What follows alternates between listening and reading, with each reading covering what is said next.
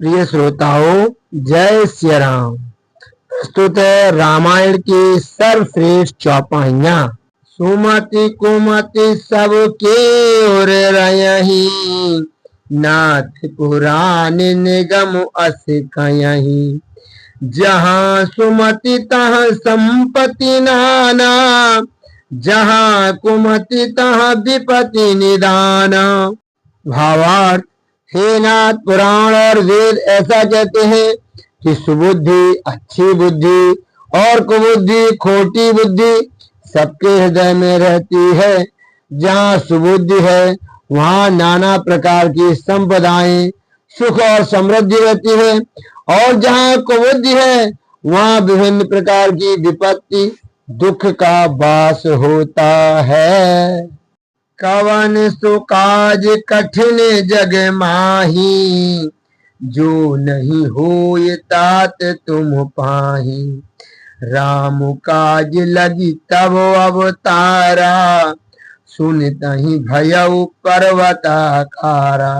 भावार्थ, जब माँ सीता का पता लगाने के लिए समुद्र को पार करके त्रिकूट पर्वत पर स्थित लंका में जाना था, तब जामवंत जी ने हनुमान जी से कहा, हे पवन सुत हनुमान जी, जगत में ऐसा कौन सा कार्य है जिसे आप नहीं कर सकते। संसार का कठिन से कठिन कार्य भी आपके स्वर्ण मात्र से सरल हो जाता है। ऐसा कहते हुए जामवंत जी ने हनुमान जी को यह स्मरण कराया कि आपका जन्म प्रभु श्री राम के कार्य के लिए हुआ है। ऐसा सुनते ही पवन सुत हनुमान जी पर्वत के आकार के समान विशाल काय पर्वतों के राजा सुमेरु पर्वत के समान हो गए। कर्म प्रधान विश्व रचि राखा, जो जस करे सो तस फल चाखा। भावार्थ, भगवान ने संसार में कर्म को प्रधान कर रखा है। जो व्यक्ति संसार में जैसा कर्म करता है वह इस धरती पर वैसा ही फल भोगता है। इसमें कोई हेरा फेरी नहीं होती। यह बिल्कुल सीधा और सरल नियम है। यदि व्यक्ति सत्कर्म अच्छे कर्म करता है तो उसे शांति और समृद्धि प्राप्त होती है, परंतु यदि कोई व्यक्ति दुष्कर्म बुरे कर्म करता है तो वह इसी धरती पर उसका दंड भी भोगता है, अर्थात दुख और विपत्तियों में पड़ता है।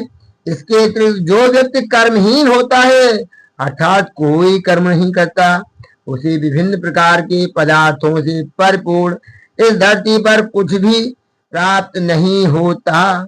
इस मंतव्य को तुलसीदास जी लिखते हैं, सकल पदार्थ यही जग माही, करमुहीन नर पावत नाही। हर हित सरिस धर्म नहीं भाई, पर पीड़ा समूह नहीं अधमाई। निर्णय सकल पुराण वेद कर, कहे तात जानहि को विद नर। भावार्थ, तुलसीदास जी कहते हैं कि हे भाई, दूसरों की भलाई के समान कोई धर्म नहीं है, और दूसरों को दुख पहुंचाने के समान इस संसार में कोई नीचता पाप नहीं है। सारे वेदों और पुराणों का यह सार मैंने तुमसे कहा है। इस बात को ज्ञानी लोग भली भांति जानते हैं।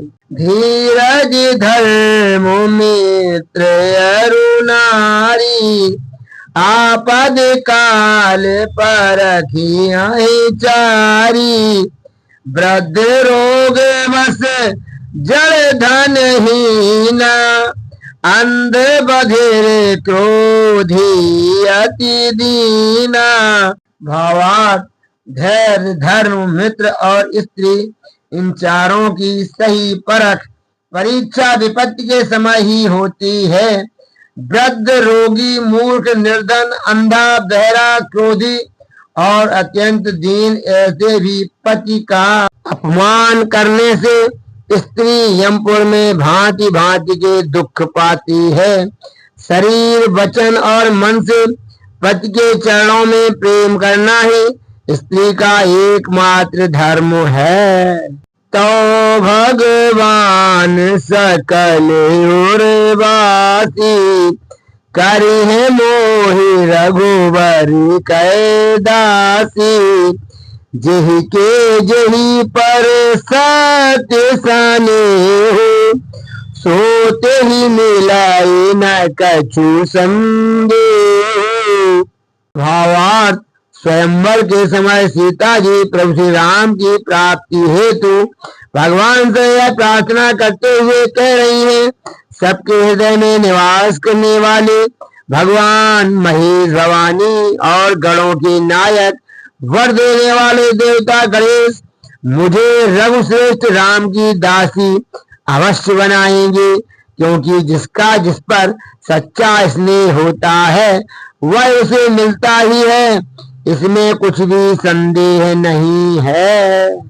यही तन कर फल दिसहि न भाई स्वर्ग स्वल्पवंत दुखदाई।